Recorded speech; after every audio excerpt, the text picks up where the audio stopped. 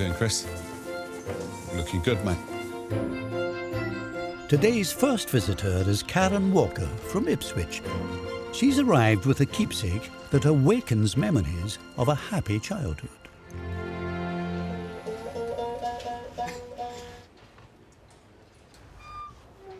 Hello. Hello. How you doing? I'm good, you? I'm very good. What you got in the box? My granddad's clock. Steve, do you mind joining us? Yeah. Hello. Hello, Steve. It's my granddad's clock that sits in my living room with his photograph. My grandparents raised me from the age of 6 months old. Okay. And this was my ticking companion when I was growing up. I always used to look at that and think of that as a face. Yeah, it does look like a face. Yeah. So Granddad used to work nights. What's Granddad's name? Granddad is David Alfonso Butler. Okay. Yeah. That's a great name. That's a good name. Me and him were always together because he worked nights and he looked after me. We were always together. He never told me off, never. Not that I was a telling off kind of child, but he done shopping, he done cooking, picked me up from school, took me to the park. Yeah. He's just done everything for me. So when he came home, after his night shift, I used to sit at the bottom of the bed and wait for him to wake up. And all I heard was this clock going tick, tick, tick. And when it went off at 2:30, I used to be so happy to hear that ring. So then you knew you was going to have a trip out with your granddad. Get up, jump up. Jump up off the floor. I can remember skipping down the roads because it was just, you know, that was my break. Yeah. This is just so much of my childhood. There's so many happy memories. Can you remember the sound of the alarm? I want to say it just go ding-a-ling-a-ling-a-ling-a-ling-a-ling like that.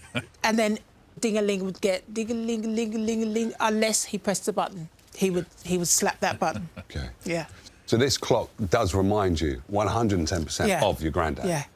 Fortunately, he passed away in July 2013 at the age of 87. I've got his clock and his hat. That's all I've got. And the fact that I've got his clock, to me, is very important. So what was he like? Very quiet, very simple person. He came from Jamaica in 1956. Okay. And he came to work in a foundry because they were asking for workers to come to England. They were patriotic and loyal to their king and country. Yeah. So they wanted to help in the motherland. He came over here on his own. He couldn't read or write. How courageous must it have been at the age of 30 to come to somewhere so far? They were times of courage from our Windrush elders and our ancestors. It was just... So that clock is not just about Granddad, the skipping. It's not just about that. It's everything. It's time spent, and time is the currency of life, and I find it very important. For how long did he use it? Probably about 30 years. He gave it to me when he retired. He didn't need a clock no more. When was the last time you heard it ticking? Oh, my gosh. It has to be when I was a child. Oh, right, OK. I would like you to get the clock to work, the ringer, the alarm to work, and I would love that button to work. OK, what about the chips on the paintwork? I'd love it all pristine and brought back to when he first must have bought that clock. I'll see what I can do. Thank you. Karen, thank you for bringing us in. Thank you very much. You take care now. Thank you. Bye-bye now. Bye-bye.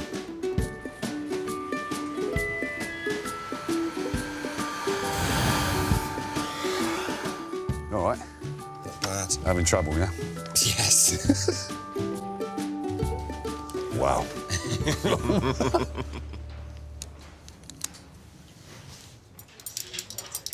I'm really concerned about the rattle. That sounds as if there's something that's broken inside.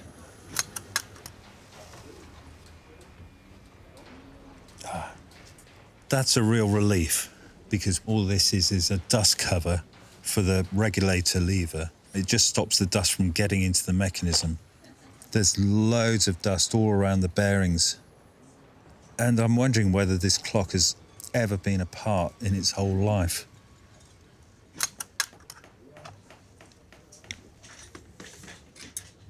I can see some wear damage to the teeth.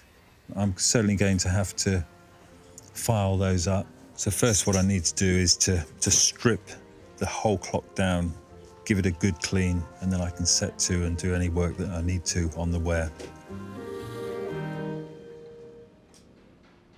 Silversmith Brenton West is the next expert to be called upon. He's awaiting the arrival of Olivia Goodchild with a precious heirloom in need of TLC. Hello. Hello. How you doing? Fine, thank you. Bless you. So what you got for us? It's a little horse. Oh, his leg's broken. Yeah. See that straight away. So tell us about the horse. Well, when I was 20, I bought the horse from my mum and dad for my first paycheck that I got. So your first paycheck, you bought this? I did, yeah. Wow.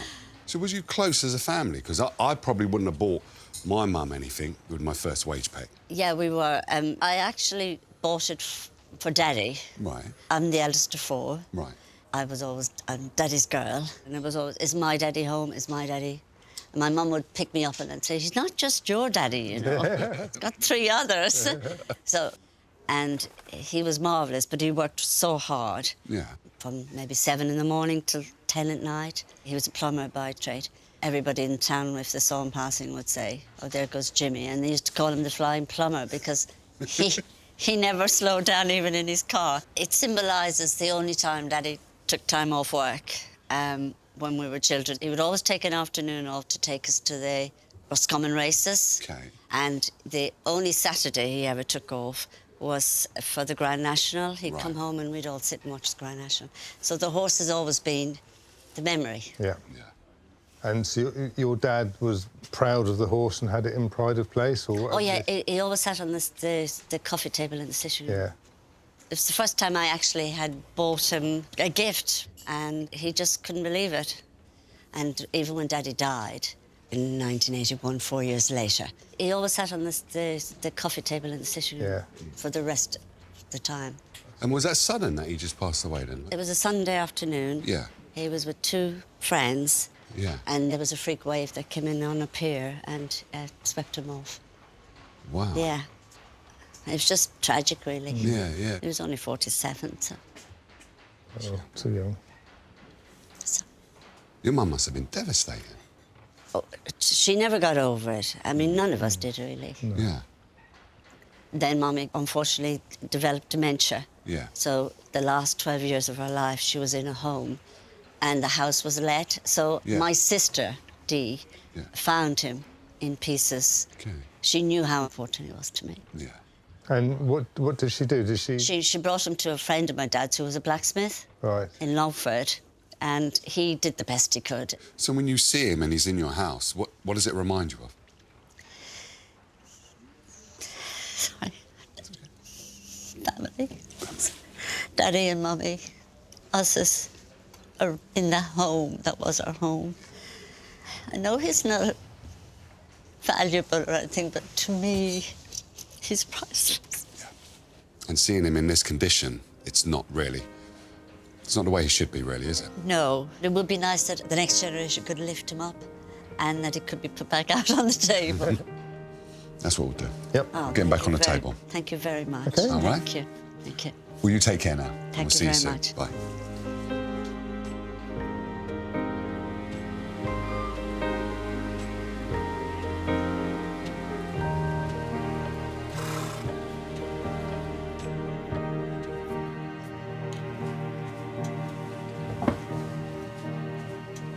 This horse is made from spelter, and it's a white metal. They make an easier casting than bronze because their melting temperature is so low.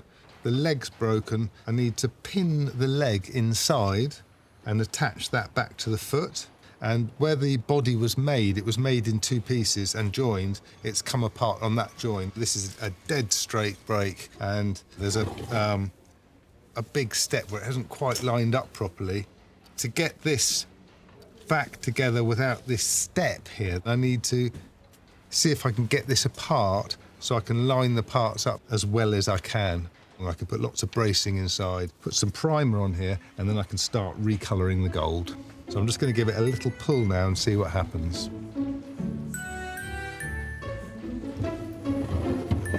It's been apart before, so it hopefully won't be together too well.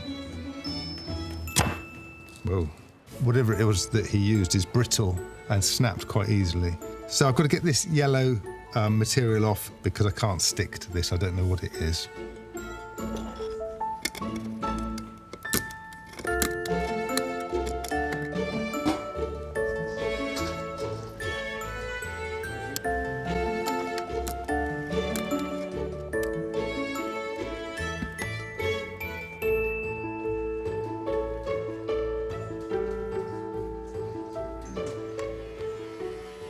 I've done the first clean to the clock and everything seems absolutely fine apart from the teeth on the great wheel have some wear that I need to rectify. What's causing the wear, this pivot hole is really, really worn. It's so worn that the wheel is moving over quite a distance. If the distance between the two wheels are incorrect, the teeth rub on each other and that causes wear. So I need to correct the distance between the two wheels so that the teeth are once again rolling around each other efficiently. So I need to pop a bush, which is a bearing, into it, and hopefully that's going to rectify the hole. So the first thing I need to do is to file the hole back to a central position.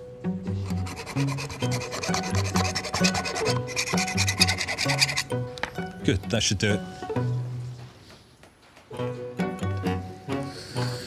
Great, that looks like a really good size bush.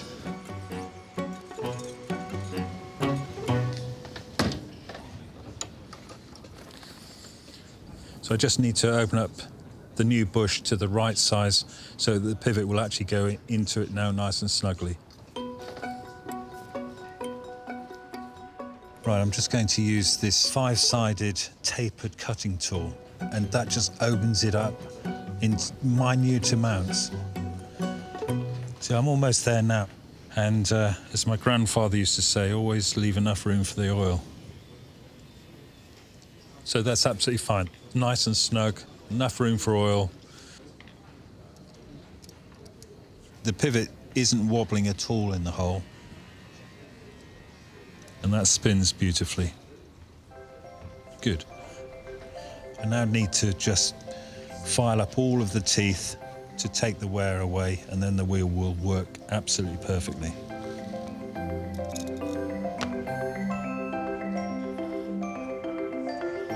While Steve painstakingly reshapes each of the damaged teeth, Dom is lending a hand, refreshing the clock's scratched paintwork.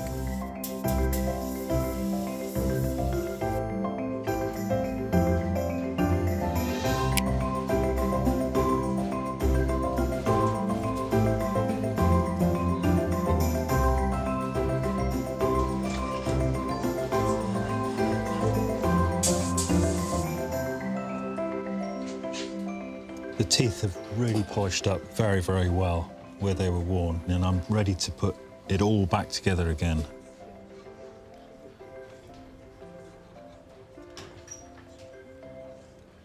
What I'm trying to do at the moment is get all the pivots into the pivot holes. This is where things start to get tricky sometimes. Slip the hairspring through the little slot. The hairspring is actually the device that returns the balance back to a center point all the time. So it goes tick, tick, tick, tick. Right, hopefully it should tick away, which it's doing. I've been clockmaking now for nearly 50 years, and every time I get a clock up together and ticking again, I still feel the joy. It's why I enjoy doing what I do. Good. I can get the dial on, and then I can get the hands on, and then get it into the case.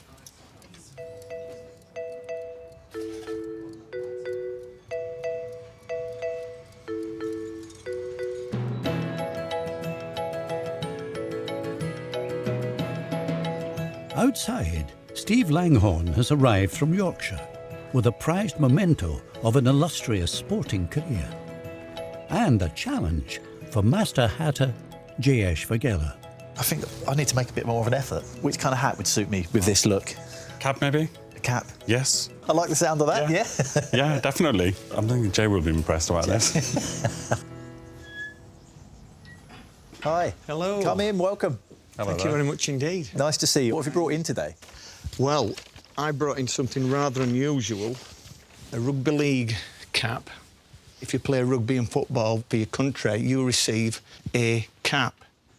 And this, it was presented to my great-grandfather, George Henry Langhorne, 1904, 1905, when he played for his country. Wow. I've never seen anything like that before. Same here. It is rather different, isn't it? That's incredible. Wow. He played for his country once. He played for Yorkshire Rugby League 15 times. And for Halifax, he played over 413 games, which is, until the 1960s, was the club record. Amazing. When my grandfather died, my father, he discovered it in a plastic bag in the back of a wardrobe.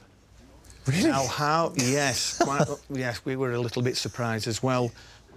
Despite his tremendous achievements in rugby, he was forgotten about. What a shame.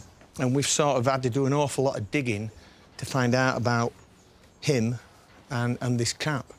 All those years, it was just hidden away in a wardrobe. Yeah. When I found out about this, whoa, suddenly lifted me up and I was buoyed by it and excited by it. And I thought, wow, to know that somebody in my family had played for England, oh, I felt good. Your great-grandfather wouldn't have been wearing this. Absolutely not. It's purely ornamental.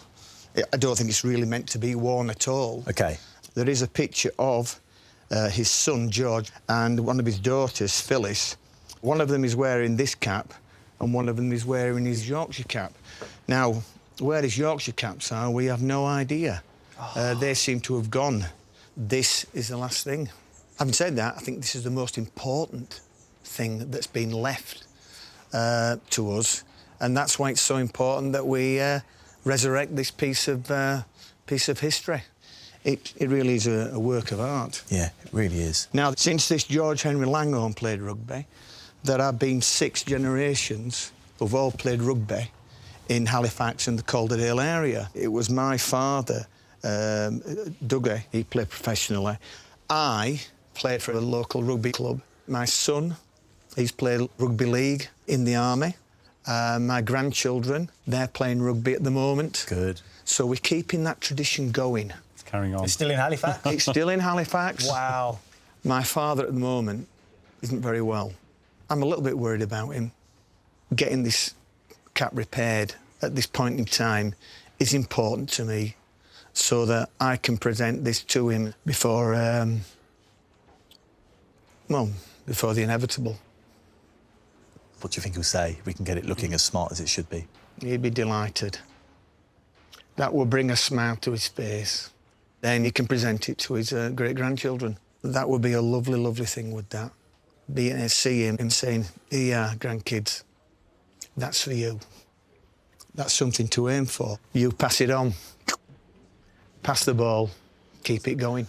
So what are you hoping JS is able to do with the hat? To improve its shape, have some of the colour restored. I do believe that this is a bright silver colour in its initially. And just stop the decay of it so that we can last another 120-odd years. Preserving what's there. Preserving what's there. If we can improve it slightly, that would be wonderful. We'll do our best, yeah, for your dad. Be much appreciated. Very sweet. Much appreciated. Steve, it's been an absolute pleasure meeting you. Thank you so much. We'll get this done as soon as we can. I would appreciate that. Thank you. Thank you. See you later. Bye. Bye for now.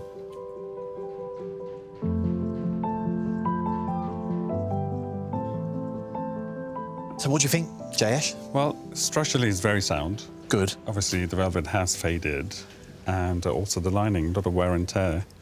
I'm going to have a really good think about this. Yeah, I can't wait to see what you do. Well, me too. Good luck.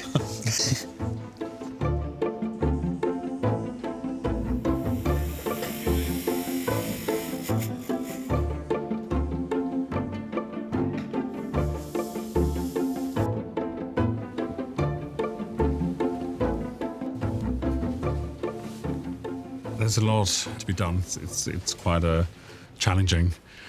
purely because the cap is 120 years old. And the first thing which is very dominant is the tassel. So the trimming on the tassel is made up of bullion, and bullion is a coiled metal wire. This at some point would have been bright silver. Looking at the crest, the 3 lions are also made up of bullion. It has tarnished tremendously. The braiding that also has tarnished. The front of the cap has definite bald patches. What I'm going to do is start to remove each element, and then it'll give me a clear idea as to how I'm going to progress. So first thing first, I'm going to start removing the tassel.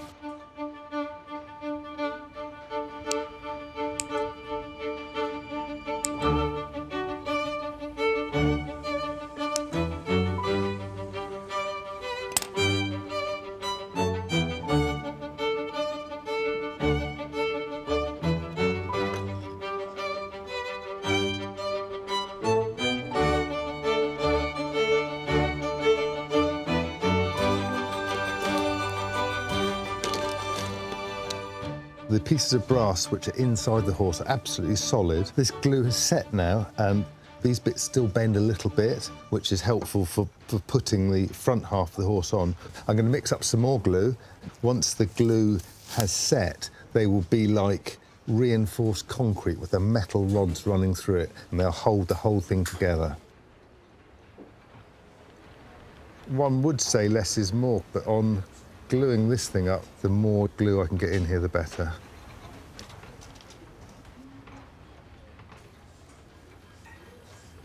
Right, I'm just going to clamp that together with an elastic band. Sorry, horse. How's that for you? It doesn't need to be held together really, really hard, and these elastic bands are nice and gentle. Steve's not here, so I've just nicked them off his desk. So there is a little bit of gloosage, I like to call it, glue oozage, and that's a good sign. It means it's got into the joint and it's everywhere I want it to be. Good luck with your drying, Mr. Horse.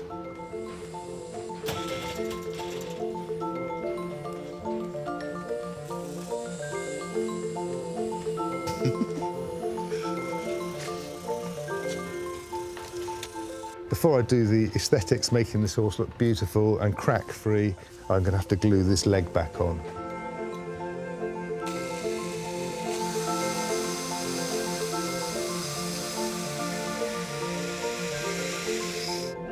Give that a try. That's good. Excellent. So I just need to get as much glue in that hole as possible.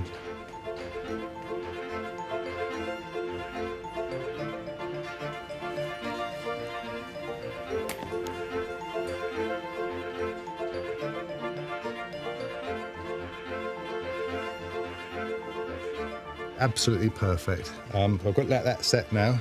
Stop looking at me like that. A little bit of sanding, a little bit of filler, and recolouring it, and you'll never know that that had been repaired. You're welcome.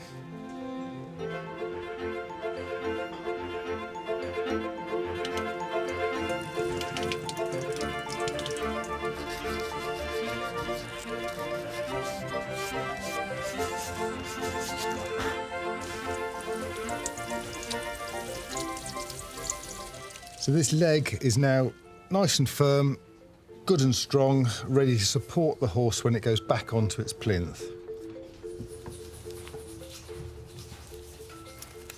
Just put a little bit of putty all the way around the joint, and then I'll smooth it with a wet finger.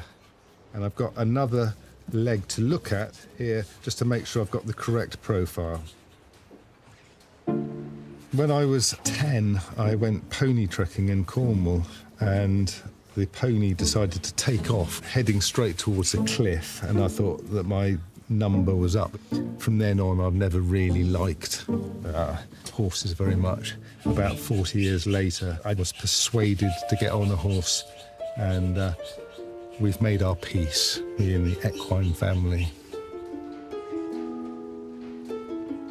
I'm going to carry on smoothing this out till it's as smooth as I can get it. I'm going to let it set, put some primer on here, and then I can start recolouring the gold.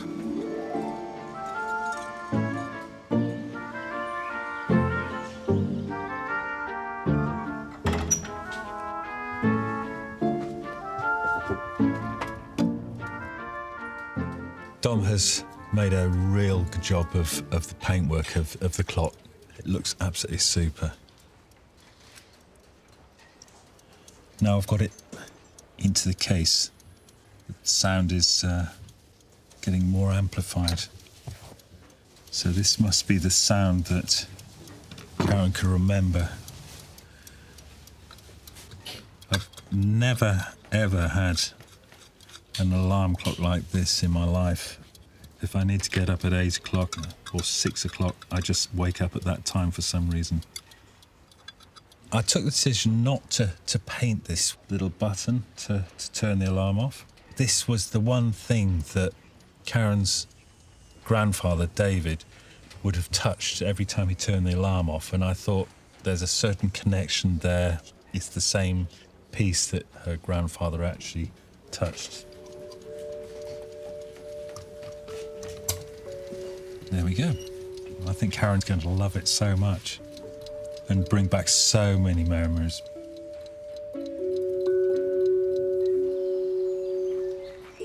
The ticking clock and the peal of its alarm provided a soundtrack to Karen's childhood, but it's been over 30 years since she last heard it. Yeah, that's ticking. Good. That's the sound, isn't it? It's the sound we need. She won't be happy if it's not ticking, I'll tell you. Hello. Hello. How you doing? I'm good, I'm good. You? Very good. I can't complain. Hello. Hello, Steve. So how you been, Karen? I've been very well indeed. Been thinking about the clock? This clock is just so important because it reminds me of time and how precious time is. Yeah. And we should make time and we should give time. And now I've got my timepiece back from when I was a little girl and I cannot wait. You just want to hear it and you want to see it, don't you? I do want to see it, yeah. OK. Go on, Steve. Let's do the honours.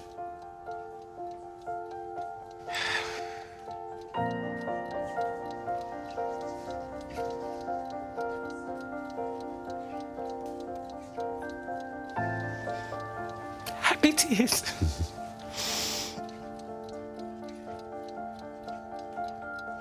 It's shining and it's ticking. And it's still at 20 past. Thank you. Thank you. OK. Thank you very much. The reason why it means so much to me is because this was my friend for so many years and it is such a nice, pleasant tick.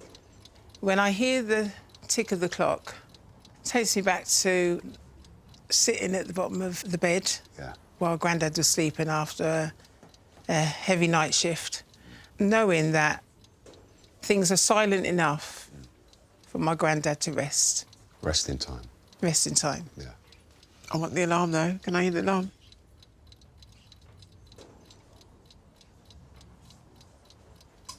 Oh! Wow, that's an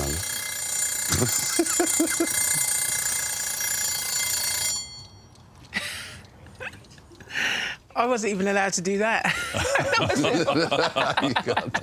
Granddad would do it himself, yeah. Excellent. It looks brand new. I did leave the little red knob at the top unpainted because I thought that's a connection with your grandfather who used to press that button down. Yeah, stop it. Well, it's yours now. I know. Take it home. Thank you for bringing it in. Thank you so much, Jay. Thank you so much, Steve. I've really enjoyed doing it, so thank you very much. Come, Granddad. Thank you. You take care now. Come, Granddad. I like that. I was very surprised to actually get the feeling that I did. The time I spent with my Granddad is so precious to me, and that clock totally symbolises it. I can't wait to just sit in the silence and just concentrate on that lovely, soft ticking clock.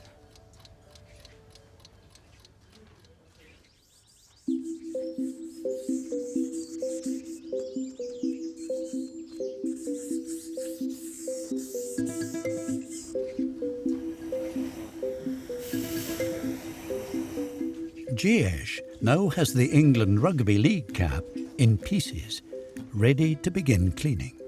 Now that I've taken the grading off the cap, I can see clearly 120 years of build-up of dirt. The first thing I'm thinking of is bicarbonate of soda, because the composition of the trimming does have wire in it. Bicarbonate of soda works tremendously well on metal, and so that should bring out some of that silver sheen that I'm looking for. There is no quick way to do this. So I'm going to sit here with my handy toothbrush.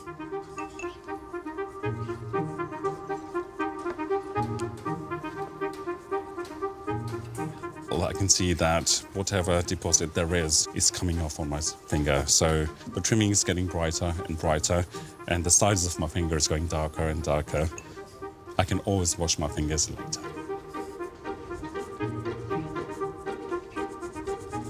So happy. I can see that silver coming through. I'm winning. And I can't get better than that at this stage.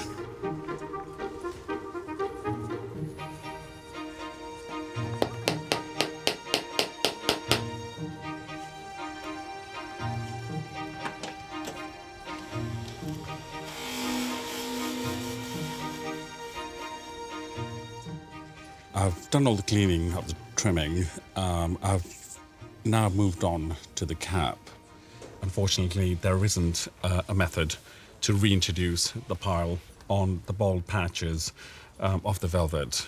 One way around it is to use dye and darken the areas where the pile is missing, and then the bald patches tend to sort of blend in. This cap has so many various shades of pinks, purple, browns. I have opted for natural dye, and that is beetroot, uncooked, grated, and I've strained the juice. At the moment, it is looking darker, but as it evaporates, the color will go lighter.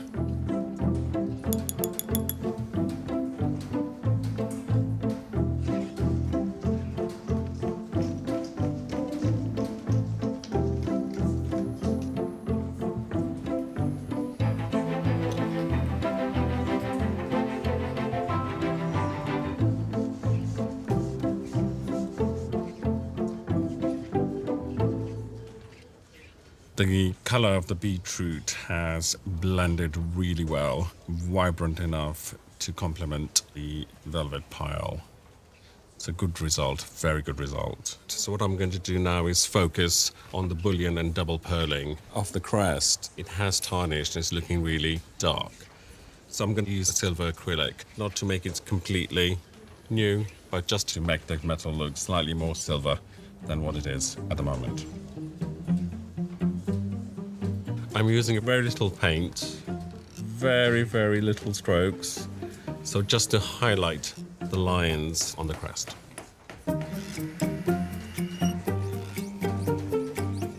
So I'm going to complete the lions, then move on to achieve the same finishing on the tassel, and then I'll be ready to assemble the cap.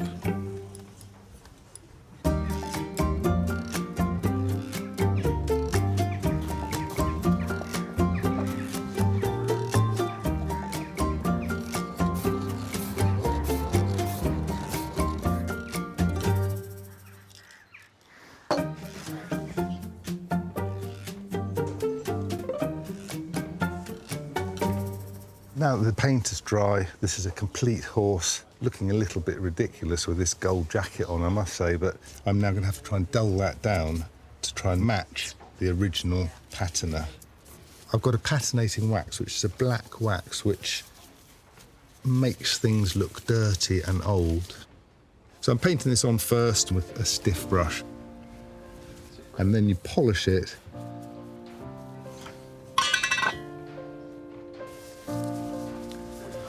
This horse holds a lot of memories. Olivia gave it to her dad, and he proudly put it on his coffee table, and I hope that by repairing it, those memories can continue.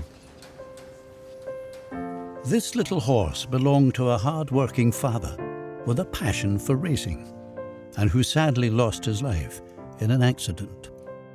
All finished? Yeah. Yep, all ready for Olivia. Brilliant. You pleased? Yeah, hope she likes it. Well done, thank you. For Olivia, who bought him for her beloved daddy with her first ever paycheck, it's a reminder of their happiest times together. Hi. Hello. You okay? Yes, Come on thank in, you. come on in. Thank you. How are you doing? I'm Dom. It's nice to see you. Hello, Dom. I'm Olivia. Olivia. Hi, Olivia. Hello, Brenton. How are you? Fine, thank you. How have you been? Very emotional. I've missed the horse. Since I haven't had him, it's evoked so many other memories. It's funny how a little object can do that to you. I'm just so happy you were able to do something that he can be back with the family. Okay.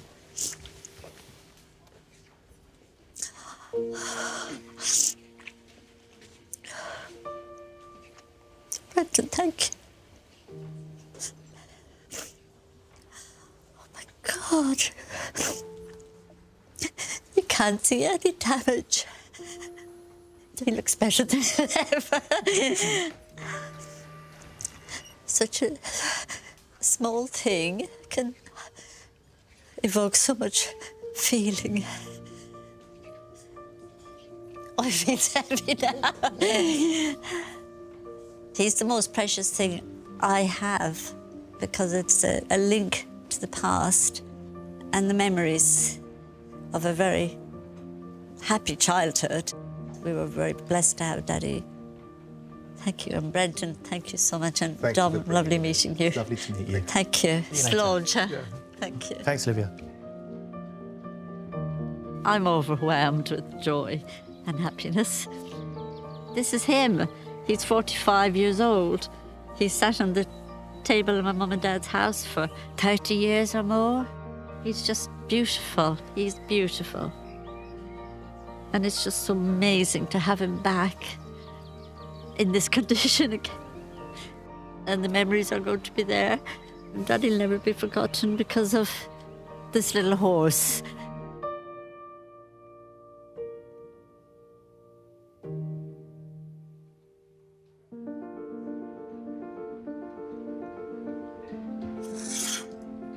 On Jayesh's bench, some detailed stitching is all that's required to complete the 120-year-old rugby league cap.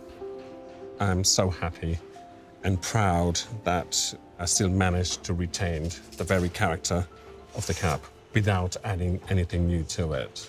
I think that's the winning point here. Do the final snip of the thread. That's looking neat and tidy. So there we are. So tassel in its place, looking handsome. All I need to do is put the lining in the cap.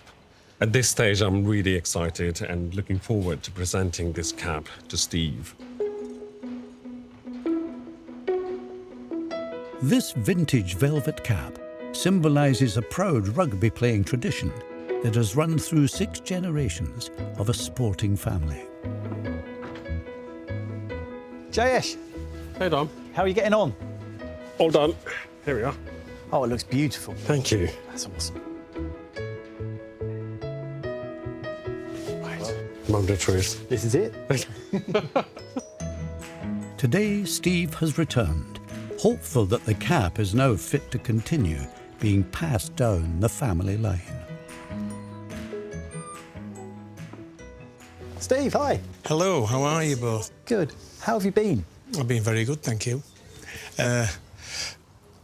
Bit of trepidation here, you know. To me, this cap means a great deal, especially for the family, because it's that piece of history.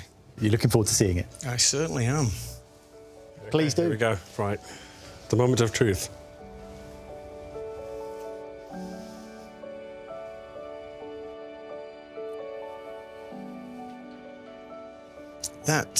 Just give me a moment, please. Just give me a moment. As long as you need. It's looking superb. I love the way it's been presented and mounted there. You can quite clearly see the distinctive features of that wonderful, wonderful cap. I'm very happy with that. You can pick it up, take it off. That is looking really, really good. And I'd just like to thank you very much indeed. You're most For welcome. what you've done with this. It was neglected, forgotten, but now here it is, resurrected. Can I try that on? Of course you Yes, can. of course. Please. Certainly in the condition it was in before, I wouldn't want to have done that. Let's see what this looks like. Tad small, but looks great. It is. I don't think it was made to fit. Indeed. That's a special thing, wearing that. Well, I think the next people who are wearing this will be the grandchildren. I've no doubt that they'll be wanting to have a little go with that. Yeah.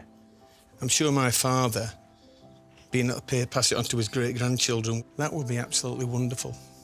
Good. Yeah, you've done a super job there. Thank you very much indeed. There'll be another one next to it in a few years. There will be, hopefully. That's what we're hoping That would be for. nice, wouldn't it? Something to aim for. Well, Steve, it's yours to take away. Thank you, Jayesh. Really, really do appreciate your skills and the work you've done here. Thank you. Thank you very much indeed. Thank you. All the Bye, best. gentlemen. Bye-bye. Thank you. Bye-bye. Brilliant. That's just beautiful. It really is a work of art. I feel very, very proud of George Henry, who won the cap in the first place, and the tradition that he started. When I show Father, it'll bring a big smile to his face, and certainly when he's able to show it to his great-grandchildren, that'll be a sunshiny day for my father.